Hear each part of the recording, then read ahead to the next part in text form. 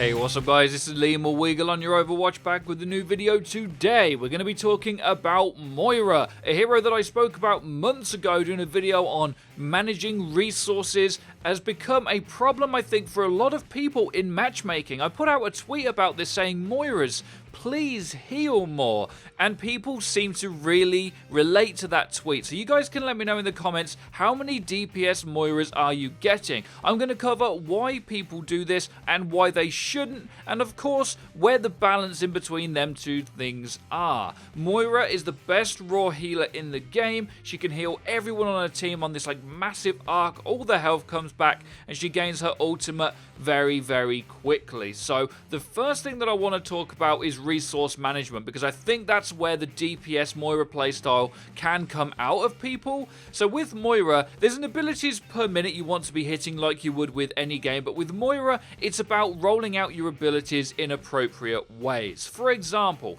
if you've won a team fight when you're playing Moira, don't heal your teammates with your primary beam. What you want to do is either throw a healing orb to heal them or tell them to get a health pack, because a lot of times Moiras can run out of their resource quite quickly, but if you manage it well, then you will have it most of the time without even needing to feed more charge by using your primary damage beam. Ways you can do this are by not throwing your damage orb until later in a fight when you absolutely need it. When you're playing Moira, you are playing as a healer, so your primary focus should be to keep your tanks alive. Now there's one argument I've been hearing a lot, which is my DPS aren't very good, which is why I must DPS as Moira. By that logic, you would be much better off taking Zenyatta, who can heal a bit and add massively to the damage department with Discord and his own damage, than going DPS Moira. It just doesn't really make any sense to do that. This resource management is very important, because when you get it down,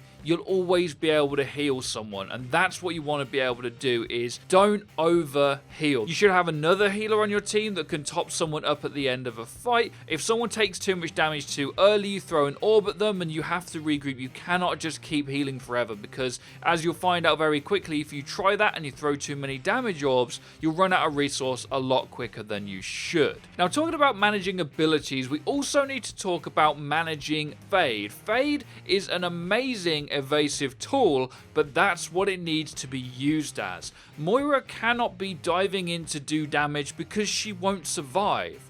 But alternatively, when you are using this only to evade, you get it back every 6 seconds, which means you can usually fade away, throw a healing orb to heal yourself, and then you will have your fade on cooldown once more.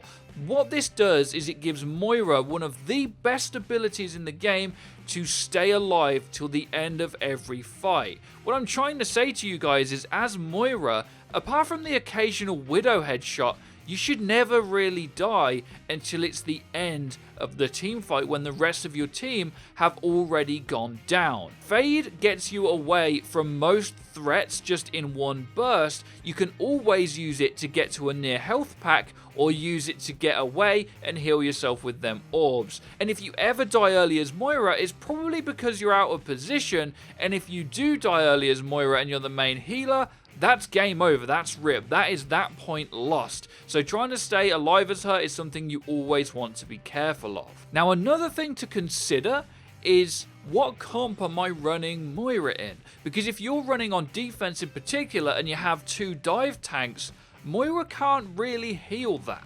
You need to be in among with your team trying to heal them. Now, there are some comps we've seen, and at the pro play I'm sure we'll see, where maybe Moira is in kind of a divey play style, but in matchmaking, trying to coordinate that and get the healing out, it's not really gonna work. You're better off just taking Anna and healing from afar, or again Zen to give a more offensive option and still have them easy healing orbs, and put your resources elsewhere rather than Moira, who really is all in on healing. When you get all of these things down, you get one of the best carry potentials in matchmaking right now.